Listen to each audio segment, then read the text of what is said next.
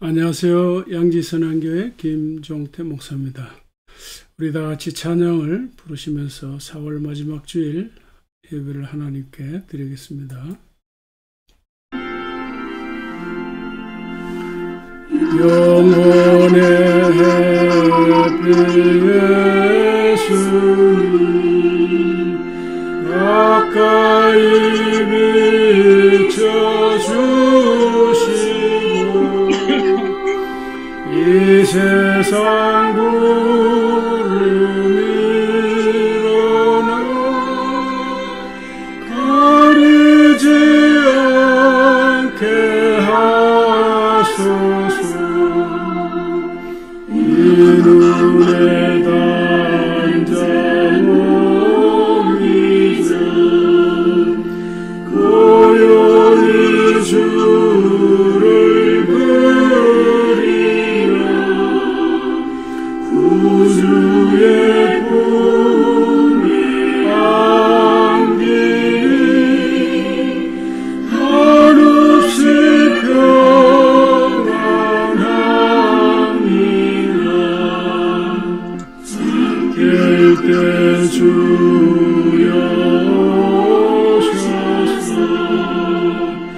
나에게 복을 주시고 주님의 사랑 안에서 언제나 살게 하소서.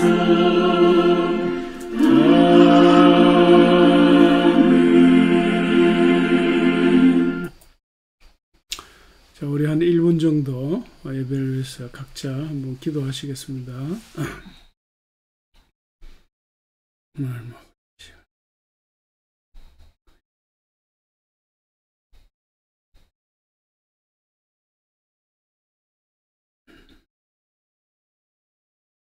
하나님 아버지, 주여,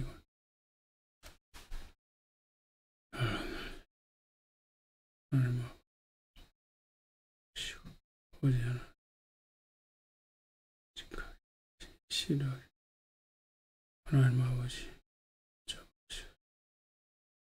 하나님 아버지, 주님을 선히 이끌어 살아계신 하나님 아버지, 이 시간도 우리가 하나님 앞에 나와 주 하나님을 믿음으로 바라보며 임재하신 주님을 믿음으로 생각하며 예배할 수 있는 귀한 은총 주시오니 감사옵나이다. 하나님 아버지, 이 시간 예배 중에 주의 성령께서 함께하여 주셔서 친히 이끌어 주시고 말씀해 주시고 은혜 주시기를 원하옵나이다.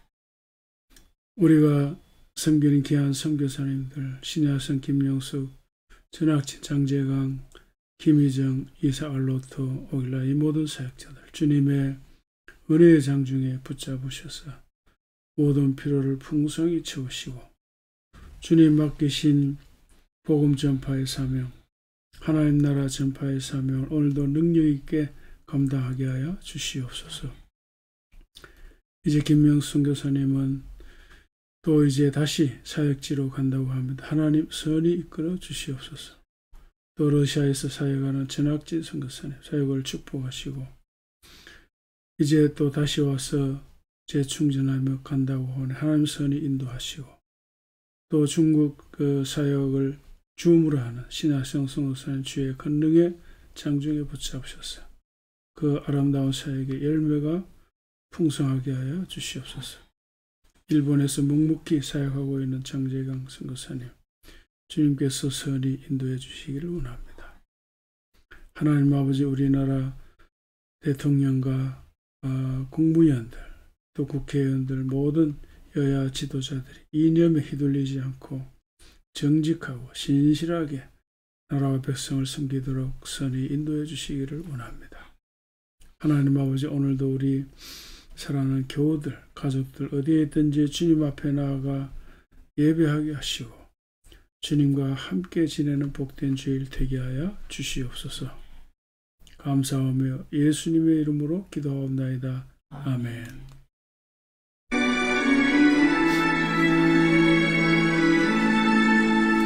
주가 세상을 다스리니 그 위엄이 넘쳐나고 그의 나라와 주의 영광 온 하늘에 가득하다. 저 흉악한 마귀의 무리 다 멸망케 하시는 주, 이 찬양을 주께 드리니 큰 영광을 받으소서. 주가 생명의 소리로서 이 세상을 창조하니 그의 놀라운 창조 솜씨 만 백성이 경탄하네. 저 하늘의 별들도 모두 주 영광을 나타내요. 늘 돌보아 주시는 주, 큰 영광을 돌립니다.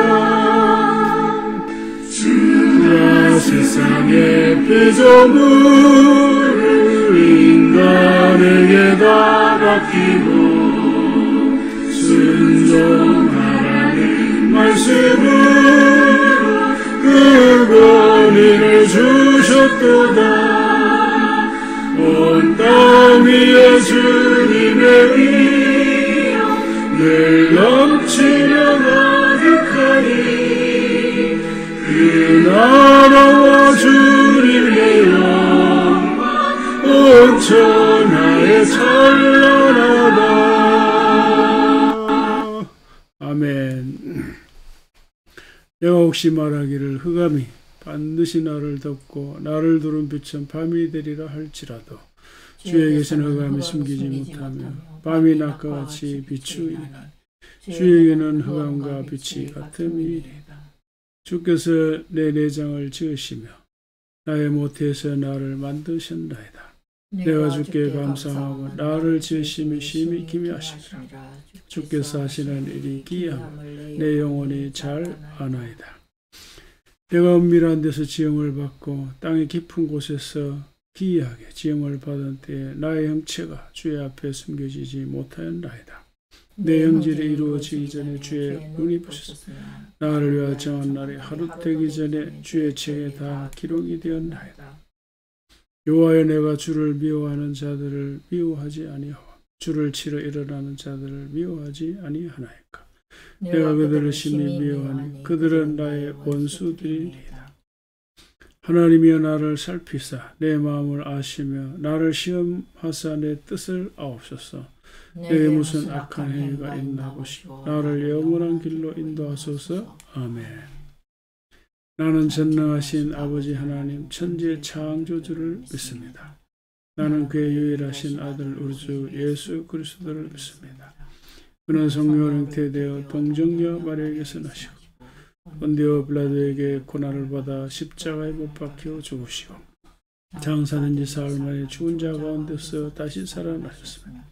하늘에 오르시어 전능하신 아버지 하나님 우편에 앉아 계시다. 거기로부터 살아있는 자와 죽은 자를 심판하러 오십니다. 나는 성령을 믿으며 거룩한 공교회와 성도의 교제와 죄를 용서받는 것과 몸의 부활과 영생을 믿습니다. 아멘.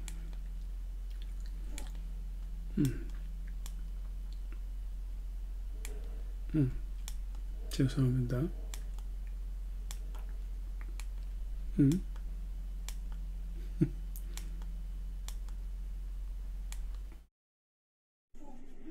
사랑의 주님, 4월의 마지막 주일을 우리 주님께 올려드립니다.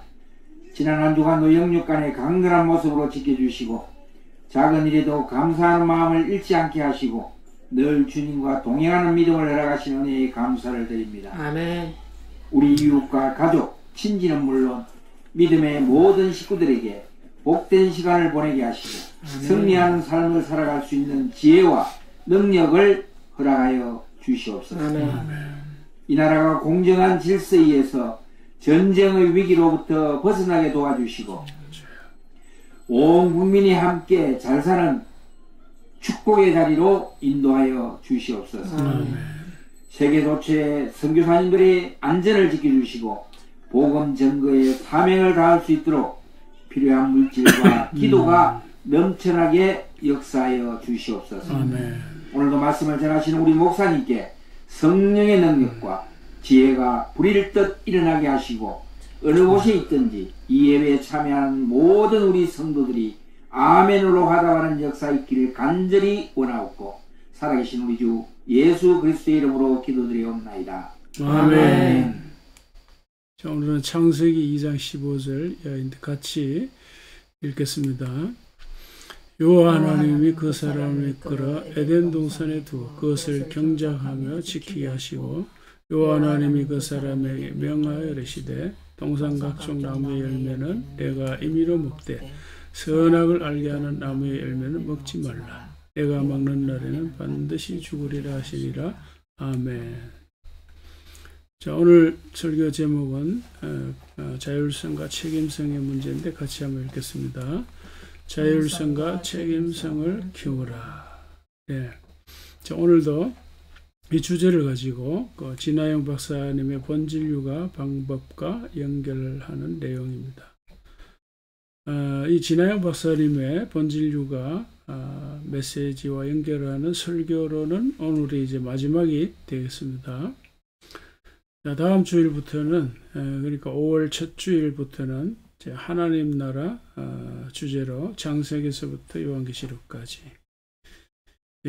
한번 흐름을 한번 또 다시 한번 설교하려고 합니다. 근데 전에도 한번 이런 주제로 그렇게 설교를 했는데 그때는 이제 성경 자체에서 하나님 나라 이 사상이 어떤 흐름으로 전개되어 가는지 그 성경 자체의 흐름을 따라서 쭉 이렇게 했는데 그러나 이제 이번에는 이제 그때와 달리 하나님 나라 관련 메시지를 먼저 이제 본문에서 찾기는 하지만 또 성경 흐름을 따라서요. 그러나 이제 우리들의 삶에 적용하는 것으로 연결하는 방식입니다. 이제 예를 들면 이번에 이제 육아 관련 메시지를 성경에서 먼저 찾고 그리고 이제 본질 육아에서 말하는 것과 연결했던 그런 방식과 좀 비슷하면 비슷하게 이렇게 이해하시면 되겠습니다. 그러니까 하나님 나라 관련 메시지를 성경에서 찾지만 우리의 삶의 현장과 어떻게 연결되는지 거기에 초점을 두고 방점을 찍는 것이라 이렇게 생각하면 되겠습니다. 자, 그럼 오늘 설교 자율성과 책임성을 키워라 이 메시지를 먼저 오늘 본문에서 어떻게 나타나 있는지 확인해 보도록 하겠습니다. 자, 오늘 본문도 지난주에 우리가 본 갈라디아 5장과 이제 같이 이제 우리가 익숙하게 잘 아는 그런 이제 말씀인데, 이제 오늘 본문에서 아주 다양한 메시지를 끌어낼 수가 있습니다. 첫째는 이제 하나님 나라와 왕의 직무, 이런 걸 생각할 수가 있고요. 또 자유와 선택, 이런 관점에서도 볼 수 있고, 또 소명이나 사명, 혹은 뭐 문화적 사명, 이런 주제로도 볼 수 있고요. 또 율법과 십계명의 본질, 또 이런 메시지도 생각할 수가 있습니다. 자, 오늘은 설교 제목대로 자율성과 책임성, 자, 이런 메시지를 확인해 보도록 하겠습니다.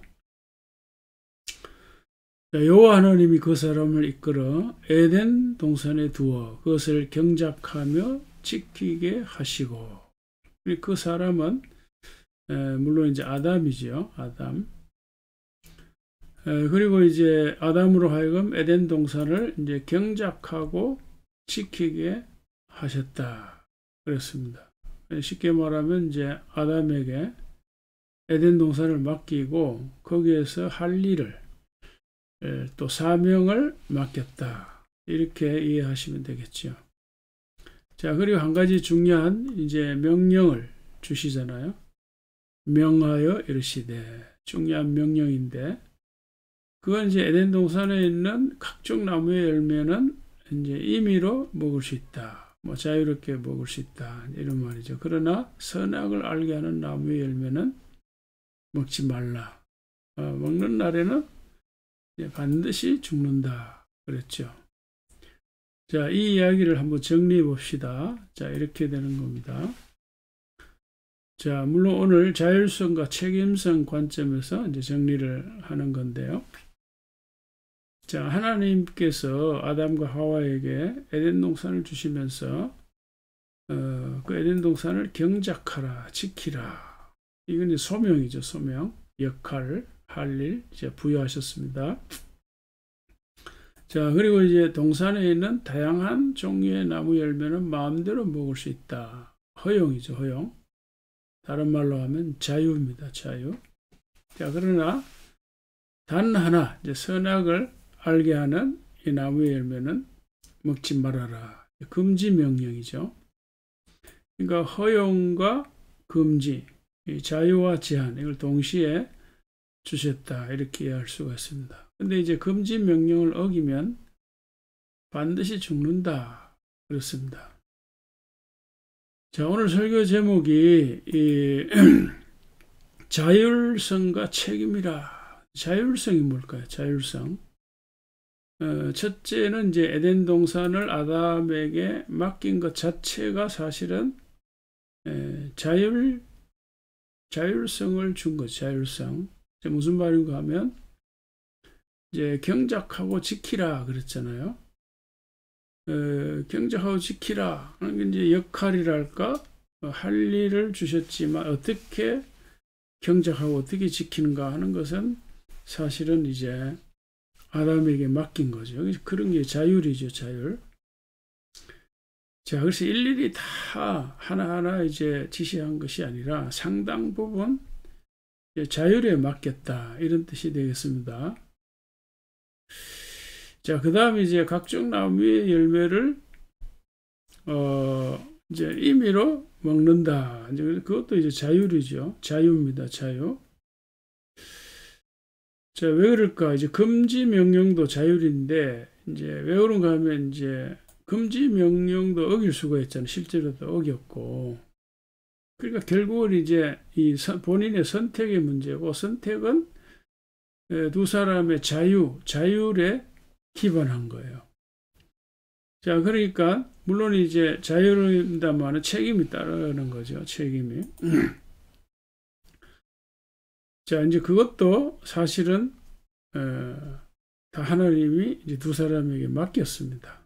그 어떤 걸 선택할지 다 맡겼으니까 전부 다 사실은 본질적으로 이거는 자율인 겁니다. 자율 전체 흐름이 다 기본적으로 자유에 기반한 건데, 물론 이제 책임은 따르는 거죠. 다음에 이제 하나님 나라 설교할 적에 이 부분에 오면 말씀드리겠습니다만은, 이제 철학자 키에르케고르가 있습니다. 바로 여기에서 그 철학자는 인간이 본질적으로 불안 심리를 가진다. 이런 말을 했어요. 자, 왜 그럴까요?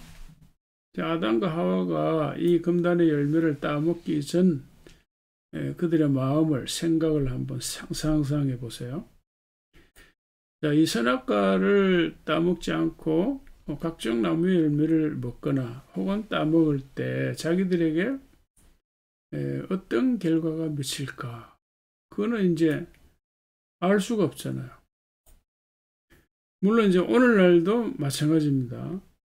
오늘날도 똑같은 이 원리가 작용하는데 내가 뭔가를 선택했을 적에 그 선택의 결과가 어떤 것이 될지, 예를 들어서 어떤 사람이 처음에 사업을 시작한다.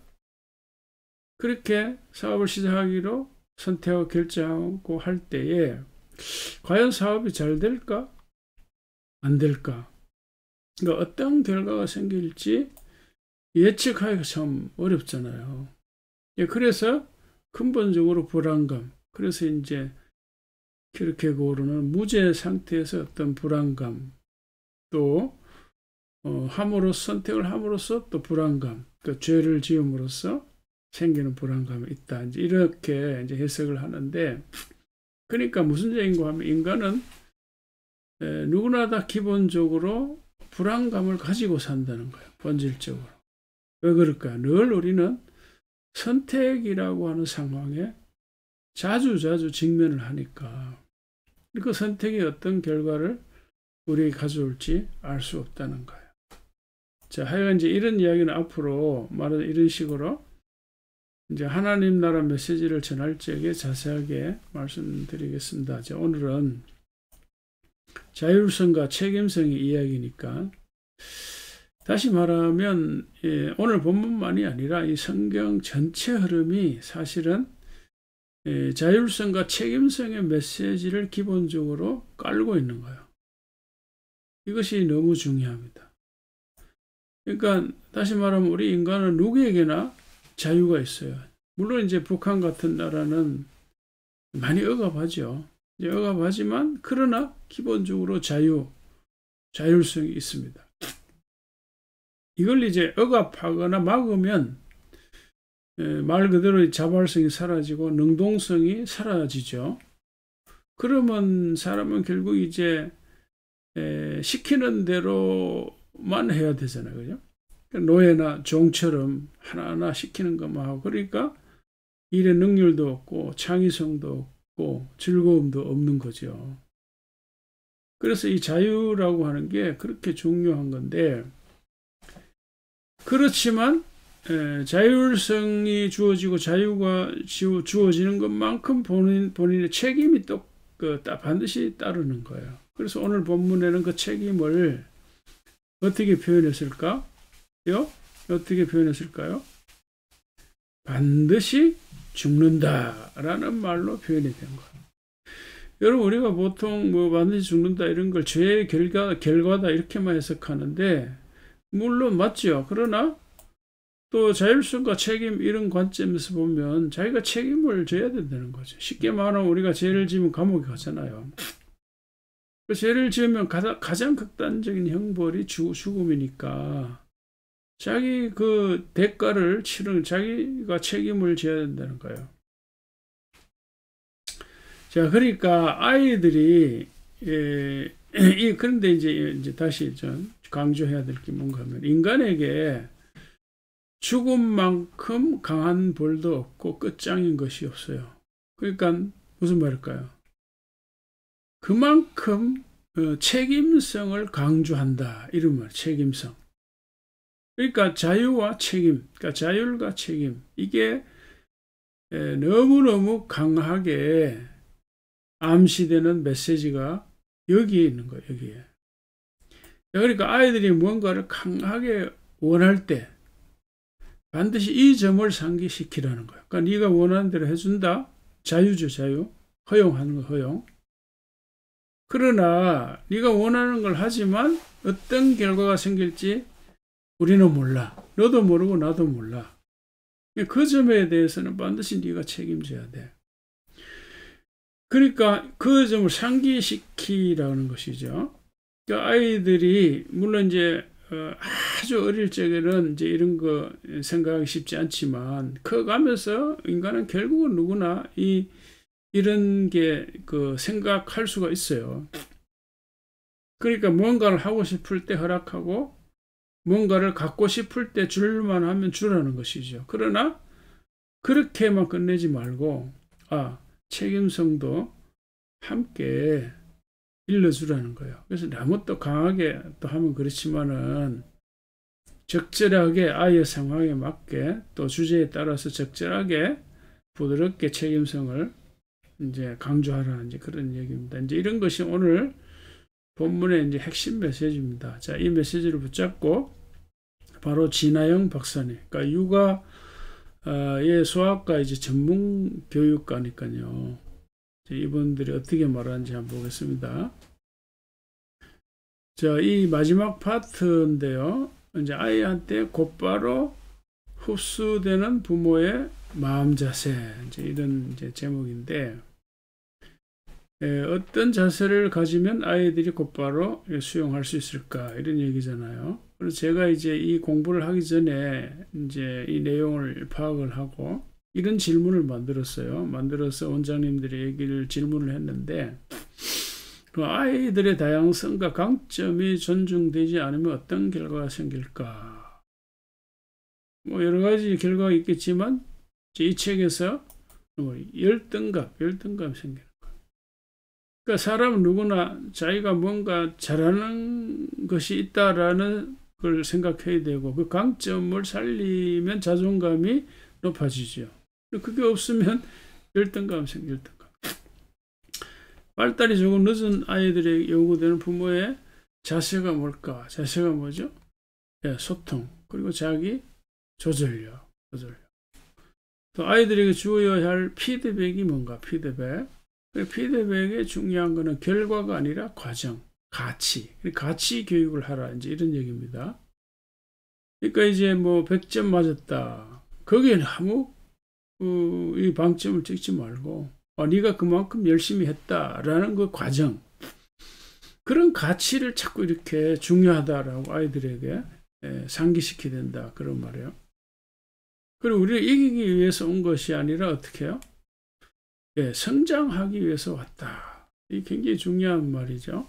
근데 경쟁사회에서 교육계가 이런 걸 이제 꼬집는 그런 표현인데, 교육제도보다 먼저 바뀌어야 할 것은 뭐라고요? 사람의 생각, 신념, 어떤 이제 가치관을 갖는가, 이게 중요하다는 거예요. 자, 이 책을 꿰뚫고 있는 가장 중요한 개념이 뭔가? 바로 자율성. 그러니까 자율성을 다른 말로 주도성, 이제 이런 거거든요. 그러니까 반드시 책임성하고 같이 이제 연결되는 거잖아요. 자, 그래서 제가 이 자율성을 자주성, 주도성, 영어로 be proactive, 자발성, 능동성 다 이제 연결되는 말들인데 너무너무 중요합니다. 말은 쉽게 얘기하면 아이가 모든 걸 스스로 알아서 하는 거예요.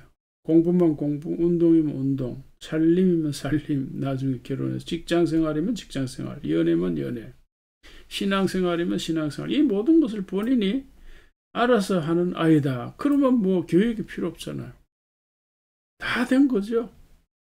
그러니까 육아 교육, 자녀 교육, 이것만 되면 다 끝난 거잖아요. 부모가 아이에 대해서 걱정할 이유가 하나도 없어요. 남는 것은 뭘까요? 자랑밖에 없단 말이에요. 자랑. 자랑스럽게 여긴다. 꼭 남에게 뭐 자랑하라는 것이 아니라 자녀에 대해서 자랑스럽게 뿌듯하게 생각할 수 있는 것이죠.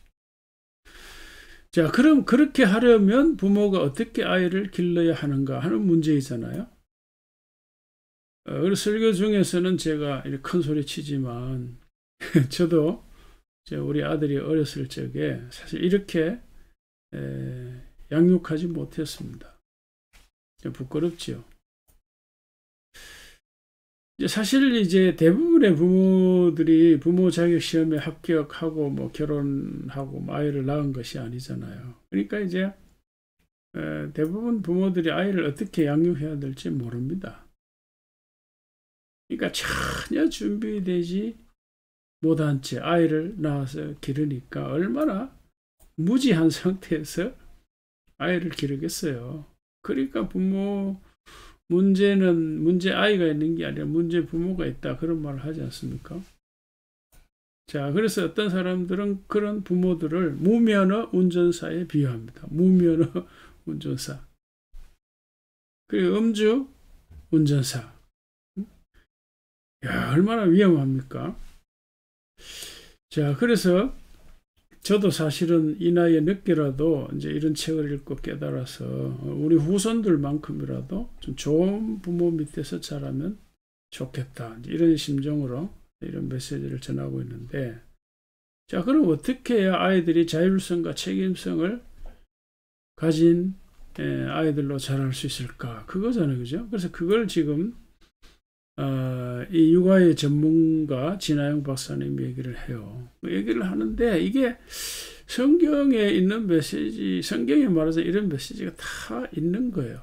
있는 거. 무슨 말인가 하면 저와 여러분들이 예를 들어 신앙생활을 잘한다 그러면 그 증거가 이제 이렇게 아이들을 양육하는 것으로 나타나야 한다 이거죠. 그래서 물론 이제 성경만 읽고 이런 육아법 메시지를 끌어내기가 쉽지 않죠. 그래서 제가 하는 말이 일반 서적을 읽어야 된다는 거예요.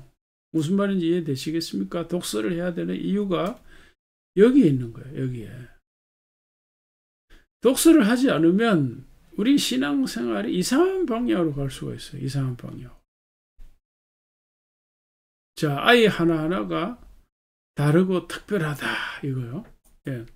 그러니까 부모가 내 아이를 대할 적에 이제 이런 생각이 있어야 된다는 거예요. 그 아이들이 다 다른 것이 당연하고 또 누구에게나 에러가 뭐죠? 뭐 부족한 점이나 약점이나 단점 이런 게 있다는 거예요.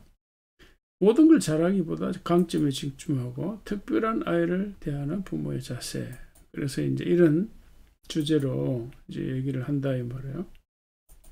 자, 그래서 나중에 자세하게 나오니까 또 넘어가 보겠습니다. 자, 그래서 여기 이제 첫 번째 하는 이야기가 뭐죠? 아이들은 다 다른 것이 당연하다.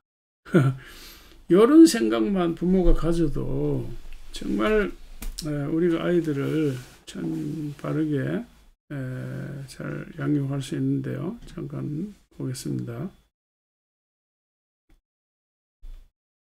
그러니까 여기 이제 아이들은 다 다른 것이 당연하다. 이제 이런 걸 설명할 적에 저자가 ADHD 얘기를 합니다. ADHD. 그러니까 무슨 말인가 하면 우리가 생물 다양성이라고 알죠. 생물 다양성. 생물 다양성처럼 사람들에게도, 그러니까 생물은 이제 말 그대로 뭐 식물이나 생물, 동물, 사람도 물론 포함 넓은 포함되죠. 그런데 신경 다양성이란 말이 있어요. 뇌과학자들이 하는 말이에요. 뇌과학자들. 그러니까 신경 다양성이 뭔가 하면은 세상에 생물 다양성, 물고기도 있고 원숭이도 있고 호랑이도 있는 것처럼 이 신경 다양성은 이 사람의 뇌에도 다양성이 있다 이런 말이에요. 그러니까 우리 아이들의 뇌가 다 다르다 그런 말이거든요. 그러니까 다르다고 하는 것이 기본값, 이걸 이제 영어로 디폴트라 그러는 건데 이제 뭐 하여간 디지털 용어인데요. 기본값이 기본값, 다르다. 자, 그렇잖아요. 말하자면 인류가 75억 중에 75억 인구가 다 다르다는 거 독특한 거잖아요. 저와 여러분도 75억 중에 딱 한 사람, 나 같은 사람은 딱 하나밖에 없다 이런 말이죠. 거기에 우리가 자존감을 가질 수 있는 거죠. 그래서 이제 이 다양성의 반대가 이제 평균값인데 옛날에 이제 평균 이런 거 평균은 돼야 되지 하면서 그런 얘기를 많이 했는데 이제는 그런 말을 교육계에서는 아예 안 씁니다. 굉장히 무지한 얘기입니다. 왜? 인간은 다 다른데 평균값이 어디 있냐 이렇게. 자, 그래서 내 아이는 특별한 아이다라는 생각을 부모가 가지라 이런 말이에요. 그래서 여기 사과와 오렌지를 비교하기는 이런 게 또 말이 안 된다 이런 말이죠. 사과는 사과고 오렌지는 오렌지지. 그래서 우리 아이들에게는 장점이 있고 강점이 있다. 이걸 이제 어쨌든 부모가 우리 아이들에게 그런 장점과 강점을 찾아내야 된다. 이런 얘기입니다. 그래서 여기 누구에게나 에러가 있다. 그렇죠. 누구나 다 단점이 있고 약점이 있는 거예요. 자, 그래서 이 에러가 왜 생기는가 하면 여기 이제 염기술 얘기하면 DNA가 있잖아요. 염기술 30억 개 뭐 이런 것도 다른 염기술 이런 것들이 합해져 가지고 30억 쌍을 복제하는데 이렇게 복제하는 과정에서 에러가 생길 수 있다. 이런 얘기입니다. 기계가 아니기 때문에 우리 인간은요. 자, 그래서 말하자면 누구나 다 약점이 있고 단점이 있는데 그런 것들을 기본적으로 인정하고, 그래서 아이들이 뭔가 부족하고 잘못할 적에 지나치게 거기에 반응하지 말고, 민감하게 반응하지 말고, 아 그렇구나 하고 이제 넘어갈 수 있는 거죠. 우리가 이런 걸 생각하면. 그래서 아이의 장점과 강점에 집중하라. 이렇게. 또 그 다음에 이런 말도 재밌어요. 모든 걸 잘하기보다 강점에 집중하라. 맞잖아요. 그죠? 모든 걸 다 잘할 수는 없으니까. 그래서 강점, 약점. 그리고 또 여기 ADHD 얘기 나오잖아요. ADHD는 누구에게나 어느 정도 있다는 정도의 차이지.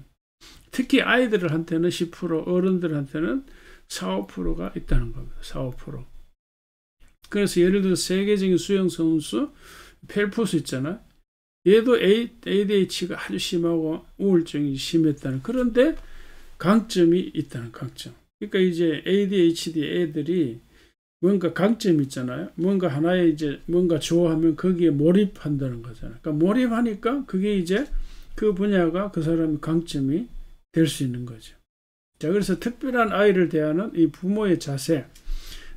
그래서 너무 아이들이 ADHD 뭐 그런 기질이 있어도 실망하지 말고, 오히려 그런 것 때문에 그 아이의 장점이나 강점을 이제 찾을 수 있다. 이제 이런 얘기를 합니다. 정리를 이렇게 했습니다.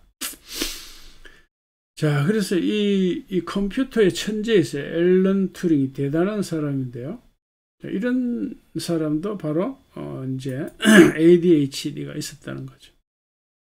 그래서 다양성과 강점을 살리지 못하면 열등감에 빠진다. 세상에 딱 하나밖에 없는 특별한 아이다. 우리 아이는. 그 모든 부모가 다 그렇게 생각하니까 이건 나쁜 게 아니죠. 잘못된 것도 아니죠. 그래서 이제 이런 생각이 참 중요하고, 신경 다양성은 인간의 발달 과정 중에 전형적 양상과 형태에서 벗어난 거. 그러니까 신경 다양인은 이러한 특성을 가진 사람. 그러니까 신경 전형인은 이제 이 반대죠. 바로 비장애인. 그러니까 이제 ADHD 요소가 적은 걸 말하죠. 4, 5%. 자, 그렇게 이제 정리를 한 거고요. 그래서 누구에게나 다 에러가 있다. 이런 걸 우리가 전제, 약점이 있고 단점이 있다. 이런 걸 전제를 하면 상대방이나 누구나 좀 부족한 점이 보이면 쉽게 우리가 수용하고 이해할 수 있다. 이런 얘기죠. 그래서 그러나 우리 아이는 특별한 아이다. 이런 생각을 좀 가지는 게 좋고, 또 다 잘할 수가 없으니까 강점, 이런 걸 장점을 찾아서 거기에 집중하는 것이 좋다. 그래서 이제 다정지능 검사 이런 건 이제 많이 있으니까 그런 걸 활용해서 찾아내라, 이제 이런 얘기죠. 그래서 미래는 사실은 장애가 아니다, 이런 말을. 무슨 말인가 하면은 신체적 장애는 기술적으로 많이 이제 극복이 되거든요. 그래서 휠체어를 이렇게 만들어 달리기도 하잖아요. 막 이렇게. 스티븐 호킹 박사는 뭐 컴퓨터도 막 이렇게 사용하고, 이제 언어 소통의 한계가 있지만 다 소통이 됩니다. 이제 그런 거는 신체적인 어떤 장애는 큰 문제가 안 되는 시대가 됐다, 이런 말이에요. 기술이 너무 발달해서. 중요한 거는 이제 자기 조절력, 강점을 어떻게 살리는가, 이런 얘기입니다. 자, 그래서 여기 발달이 조금 늦은 아이들이 있어요, 간혹. 그런 아이들에 대해서는 두 가지 자세. 우선 소통이 중요하다 하는 얘기를 하고, 그 다음에는 이제 자기 조절력, 셀프 컨트롤이죠. 지난 주일에 우리가 이런 주제를 얘기를 했습니다. 자, 그 다음에 내면이 단단한 아이로 키워야 된다, 이런 얘기를 합니다. 이때 필요한 것이 인내심이고, 또 피드백을 잘해줘야 된다 얘기입니다. 인내심 우리가 잘 알죠. 그래서 사랑과 가르침을 이제 주지만 그 다음에는 기다려야 된다. 너무 이렇게 급한 마음으로 대해서는 안 되고 기다리는 자세가 중요하고, 그러니까 아이들에게 어떤 피드백을 줘야 될까? 이제 결과가 아니라 아까 얘기했죠. 과정에.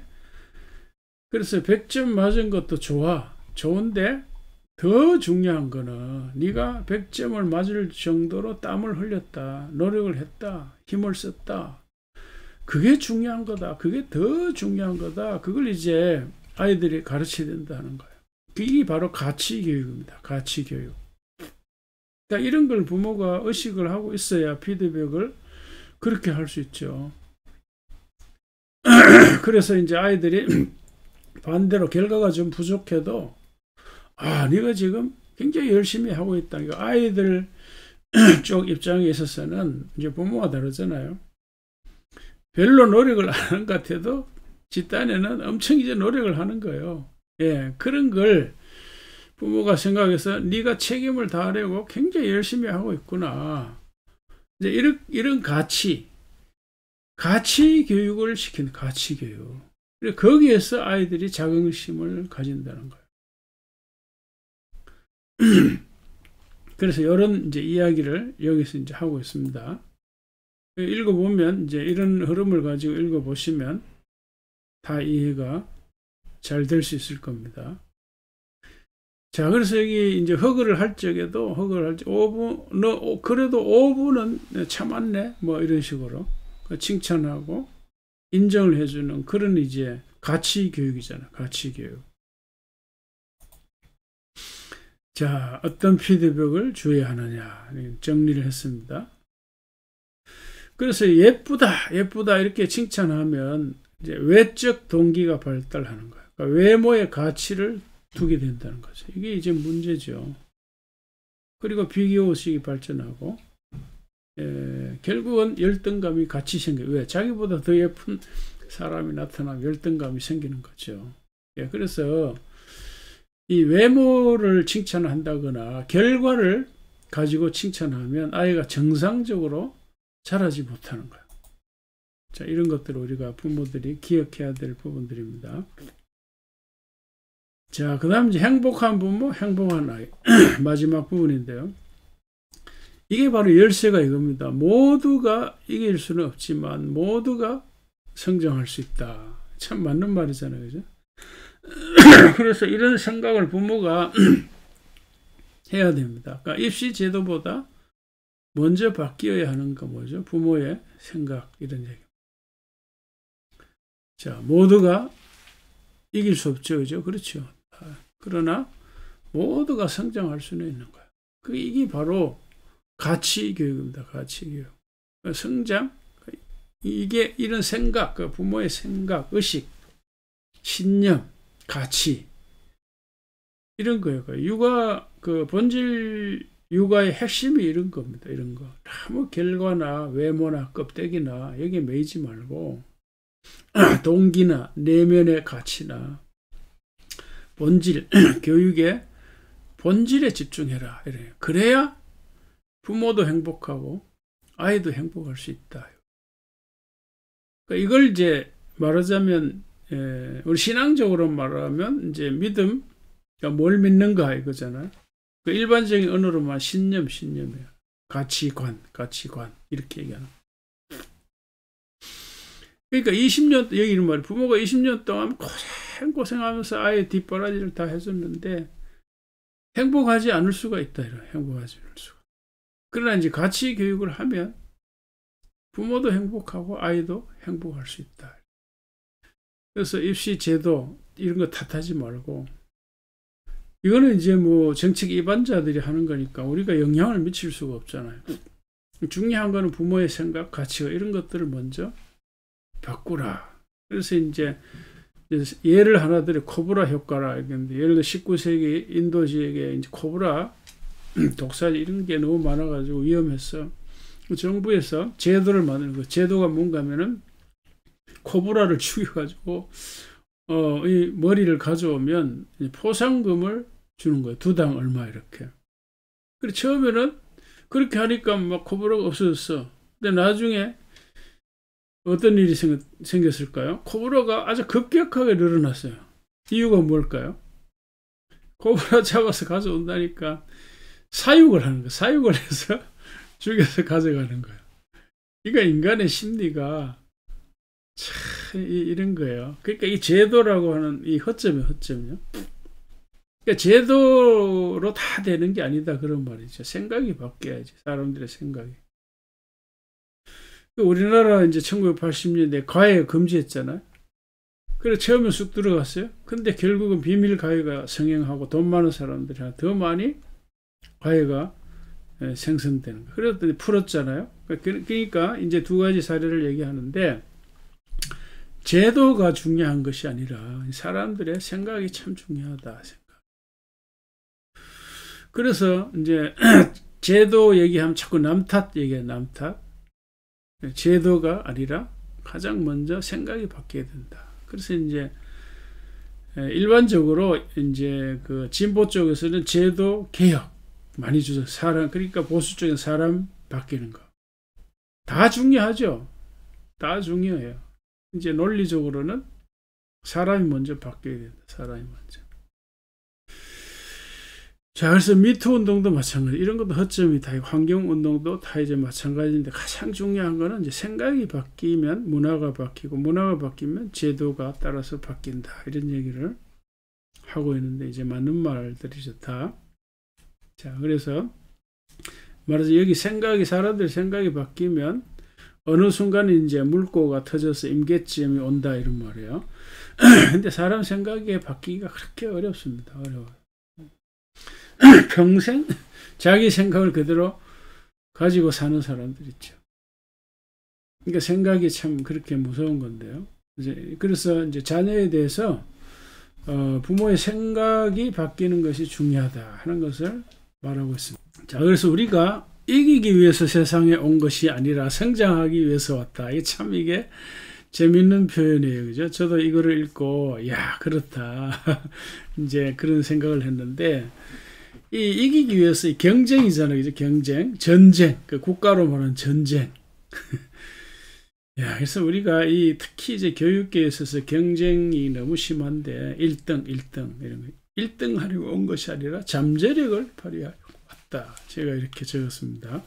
자, 그래서 이게 생각을 바꾸라는 얘기입니다. 생각을. 그래서 부모의 생각이 굉장히 중요한 거예요. 부모의 생각. 자, 그래서 얼리 어답터가 되라. 그러니까 빨리 다른 사람이 생각을 바꾸지 못하더라도 나라도 빨리 생각을 바꾸어서, 그럼 나라는 사람이 한두 사람이 생기면 변화의 임계점이 올 수 있다. 이제 이런 얘기죠. 그래서 다 세상 모든 부모들이 다 이렇게 같은 생각을 하면 그러면 이제 좋은 세상이 되는 건데, 그런 얘기를 하고 있습니다. 자, 이제 에필로그입니다. 에필로그. 이제 에필로그에서 저자가 이제 자기 엄마 얘기를 하는데, 여기 지금 보면은 이제 아이와 이제 자신을 위해서 용기를 내자. 이게 이제 핵심 메시지입니다. 그러니까 용기.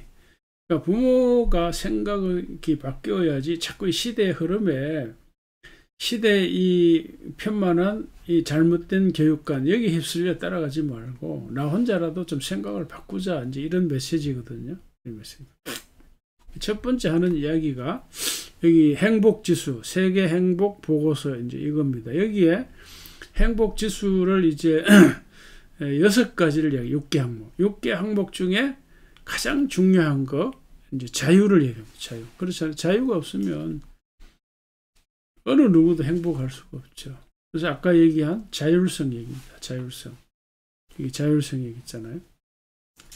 인간이 자율성을 뺏기면 절대 행복할 수가 없어요. 자, 그래서 뿐만 아니라 이제 교육에 있어서도 그 아이들의 자율성을 이렇게 보장해주고 그걸 자꾸 키우라는 거예요. 그래야 이게 올바른 유가 좋은 교육이 된다는 거죠. 그래서 자녀를 양육하는 궁극적인 목적이 뭐라고요? 자율성에서 나오는 거, 자립. 그러니까 결혼을 했는데도 자꾸 부모한테 의지하고 말이죠. 뭐 캥거루 뭐 가족 뭐 그런 거 있잖아요. 안 되는 거죠. 뭔가 이제 교육이 잘못된 거예요. 자, 그래서 이제 그 저자가 이제 엄마한테 그런 얘기, 내가 이제 아이를 이 사람도 이제 못난 낳지를 못했는데 이제 여자분들은 다 이제 아이를 소원하잖아요. 여자분이 아니라 뭐 남자도 마찬가지인데, 그래서 엄마, 내가 아이가 있으면 정말 잘 키울 수 있을 텐데 나 닮은 아이 꼭 낳으면 좋겠다. 이제 소망을 얘기하니까 엄마가 하는 말이 전화로, 아이고 나영아, 자식은 잘 키우려고 낳는 게 아니야. 자식 네 마음대로 안 된대. 경상도 사람은. 자식은 내가 키우고 싶은 대로 기르려고 낳는 게 아니다. 자식은 뭐죠? 사랑하려고 낳는 기다. 야, 이게 할머니 이야기지만 얼마나 이게 성경적인 이야기고 맞는 말이 있지 않습니까? 그러니까 아이는 잘 키우려고 낳는 게 아니라 사랑하려고 낳는 거다. 정말 핵심적인 메시지를 집어서 말한 것 같습니다. 그러니까 잘 키우려고 하는 것은 내 야망일 수 있죠. 내 야망, 내 욕심일 수가 있는 거예요. 자, 그래서 이 지금 저자가 아이를 못 낳으니까 이제 강아지를 갖다 키우는데, 강아지를 갖다 2마리를 이제 키우는데 배려와 사랑으로 키우는데 강아지를 키우는데, 예. 그런데 이제 요거 이제 차이, 이제 강아지 키우는 거, 자식 키우는 거 공통점이 많지만 이제 아주 큰 차이점이 뭔가 하면은, 강아지를 키우는 궁극적인 목적은 자주적이고 독립적인 개로 키우는 것이 아니라 자유를 오히려 많이 제약한다는 거예요. 제약. 먹여주고 씻어주고 돌봐줘야 하는 존재이기 때문에 자기한테 잘 따르도록 이렇게 이제 제약을 시킵니다. 그러나 아이들은 아주 높은 자율성, 책임성 이렇게. 자, 그래서 정리를 이렇게 했습니다. 그래서 이제 이 세계 행복도 그 6개 항목인데, 그 중에 여기 자유, 내 삶을 내가 선택할 자유가 있어야 된다. 자, 그래서 이 자율성을 이제 아예 어릴 때부터 키워야 된다, 이런 말이죠. 이 책의 중심 사상이 이제 자율성입니다. 자율성을 뺏기면 행복하지도 않고 자신의 삶의 주도성이 없어지는.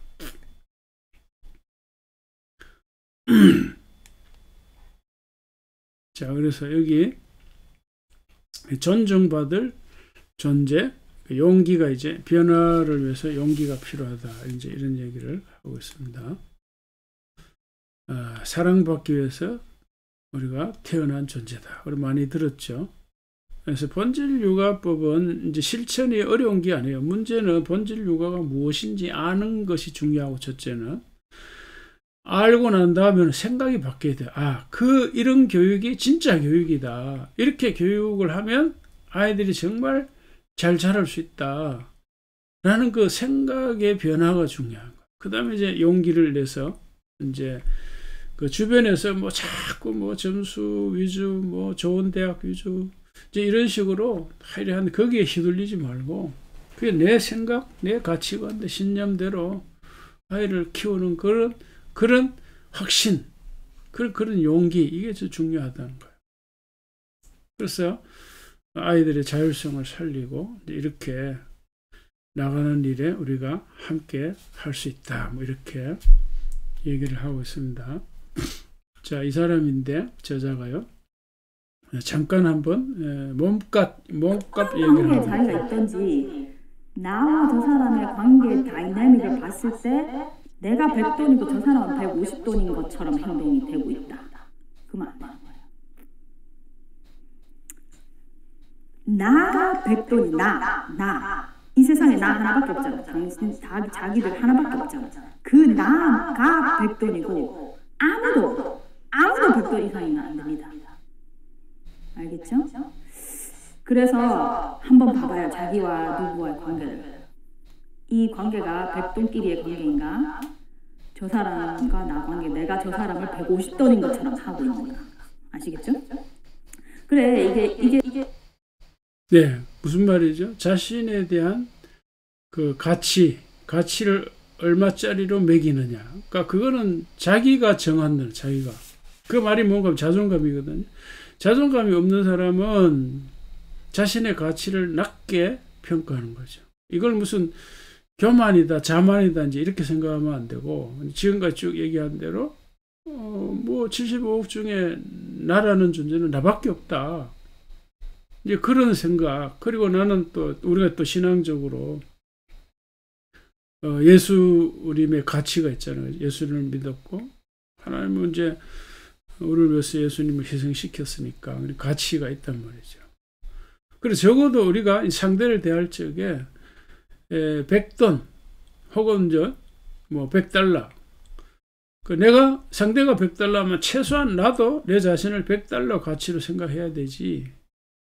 나는 상대가 $100도 나는 $50도 이런 생각을 가지면 안 된다는 거죠. 그래서 그거는 자만 교만이 아니라 자신에 대한 가치를 어떻게 이해하는가 그런 얘기입니다. 예, 그래서 몸값을 스스로 정하라 그 얘기입니다. 제가 이제 SNS에서 비즈니스 아닌 이제 비즈니스를 좀 배우는데 이제 사업하는 사람들의 물건을 이제 만들자, 자동차를 만든다, 핸드폰을 만든다. 그러면 그 값을 누가 정합니까? 그걸 이제 만드는 회사에서 값을 정하는 거예요. 그러면 시장에서는 어떻게 해요? 그 사람들은 사든 말든 그 선택은 또 고객들이 하는 거죠. 그래서 이제 핸드폰이 100만 원이다 그러면은 그 살 사람 사고 안 살 사람 안 사는 거예요. 그 선택은 그냥 고객에게 이제 맡기는 거죠. 정하는 것은 물건값은 회사가 정하고. 그러니까 물건의 가치는 그걸 만든 사람이 정하는 거예요. 그러니까 내 가치는 내가 정하는 거예요. 그 말은 내가 얼마만큼 자존감이 있느냐 없느냐 그런 이야기인 겁니다. 자, 그래서 결국은 이제 이 생각, 가치관 이제 이런 게 중요하고 부모의 신념 이런 것이 너무 중요해요. 부모의 생각이 바뀌어야 된다. 이제 밥 짓기 요법 이거 봤죠? 예, 방목 요법 이것도 이제 말씀드렸는데 이 자율성입니다. 아이들에게 자율성을 주는 거예요. 자, 그래서 제가 이렇게 저번에 정리해서 한번 말씀드린 적이 있는데 성경에도 태초에 말씀이 계시니라 이제 성경 말씀이 바로 물론 인격적으로 하나님 예수님이지만 동시에 하나님 우리에게 하신 말씀이잖아요. 성경 말씀. 말. 그러니까 말에는 세상을 바꾸는 힘이 있는 거예요. 결국은 이제 이런 게 바뀌는 가장 근원이 이제 생각이고 생각의 근원은 또 이제 말인 거죠. 말. 자, 그래서 이제 이런 얘기를 하는데 핵심은 이제 말, 생각, 신념 이제 이런 것. 그러니까 세상이 어떻게 보이는지는 이제 표현이 좀 이상한데 보이는지는 눈이 아닌 말에 달려 있다. 말. 그러니까 대부분 우리는 우리 눈에 비친 세상을 생각하는데 더 중요한 거는 말. 내가 어떤 말을 하느냐, 내 신념이 어떠냐, 상대방이 어떤 말을 하느냐 이제 이게 중요한 거예요. 세상에. 자, 그래서 입을 통해서 이제 외부로 말을 하는데 그 말이라고 하는 거는 본래 그 사람의 생각이고 가치관이고 뭐 이런 거예요. 이런 건데 그러니까 이런 거 뒤에 또 지식 뭐 이런 것들이 있고 이제 도덕적 판단 결정 가장 안쪽에 이제 핵심 있는 것들이 이런 걸 이제 속사람이라고 그러죠. 그래서 이제 예수님도 사람이 떡으로만 살 것이 아니라 말씀으로 산다. 말씀. 그러니까 입에서 나오는 말이 아웃풋이고 또 눈과 귀를 통해서 이제 다시 들어오죠. 그러니까 중요한 거는 이제 말입니다. 말. 자, 그래서 정리를 하면 이제 이런 얘기입니다. 오늘 자율성과 책임성을 키우라. 예? 그 아이들에게 이것만 잘 가르쳐도 육아의 90%는 성공을 한 거다. 대부분의 문제가 여기서 결정 나는 거죠. 그죠? 아이들이 스스로 모든 걸 할 수 있으면, 그리고 책임 의식을 가지면 뭐 다 끝난 거니까. 그러려면 어떻게 해야 되는가? 부모는 아이의 독특함, 강점, 장점, 이게 주목하고 그 아이를 신뢰하고 바른 교육관, 가치관, 생각을 가져야 된다. 이런 얘기입니다. 자, 이런 이야기로 이제 우리 교회 청년들, 이제 젊은 사람들 꼭 이걸 기억하셔서 아이들 양육에 큰 보탬이 될 수 있기를 주의 이름으로 축복합니다. 아멘. 하나님 아버지 감사합니다. 오늘도 우리가 주의 말씀을 바탕으로 해서 우리 아이들을 어떻게 양육해야 될지 여러 가지 방안들을 생각해 보았습니다. 우리는 언제나 참 부족합니다. 아이들 앞에서, 자녀들 앞에서 부모의 심정은 늘 부족한 마음, 미안한 마음이 생길 때가 있습니다. 하나님 아버지, 그러나 거기에만 붙잡히지 말고 우리가 어떻게 더 나은 양육을 해야 될지 말씀을 근거로 해서 주의 말씀을 비추어서 우리가 생각했습니다.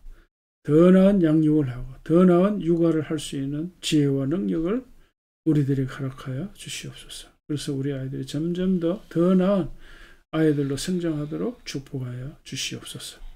감사하며 예수님의 이름으로 기도하옵나이다. 아멘. 주께 드리네, 주께 드리네, 사랑하는 주 앞에 모든 드리네. 아멘. 하나님 아버지, 주님의 은혜와 사랑을 인하여 감사합니다. 우리가 이만큼의 평안과 이만큼의 축복을 누리게 되매 주님의 은혜와 사랑이 큽니다. 하나님 아버지, 우리에게 좋은 가정을 주시고 좋은 가정을 주시고 또 하나님을 섬길 수 있는 믿음을 주신 것 너무나 감사합니다. 뿐만 아니라 이 필요한 물질들을 넉넉히 주셔서 감사합니다. 하나님 아버지, 우리 사랑하는 교우들이 주님께 드린 이 감사 예물, 또 성교 헌금, 11조 헌금, 이 손길을 축복하시고 우리 그 성도들의 이 손길, 믿음의 손길을 기억하셔서 건강에 축복을 허락하시고 가정의 평화에 축복을 허락하시고 또 직장 생활에 잘 승리할 수 있는 은혜를 주시고 사업이 번창하는 복을 허락하여 주시옵소서. 주님께 드린 이 물질이 아름답게 주님의 뜻에 따라 잘 사용되기를 원하오며 예수님의 이름으로 기도하옵나이다. 아멘.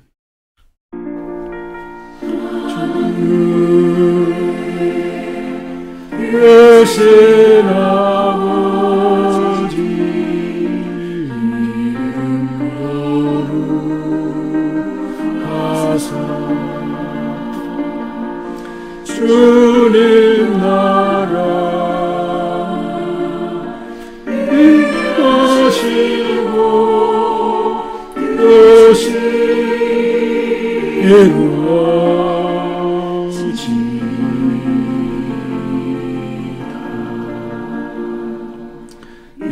일용할 양식 주시고 우리들의 근죄 다 용서하시고 또 시험에 들게 하시고 악에서 구원하소서.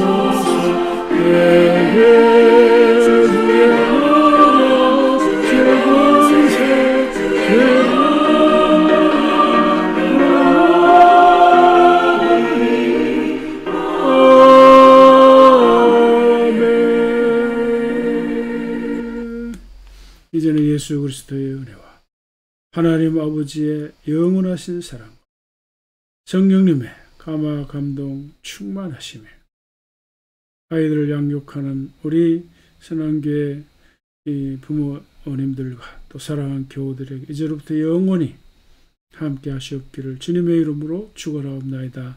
아멘.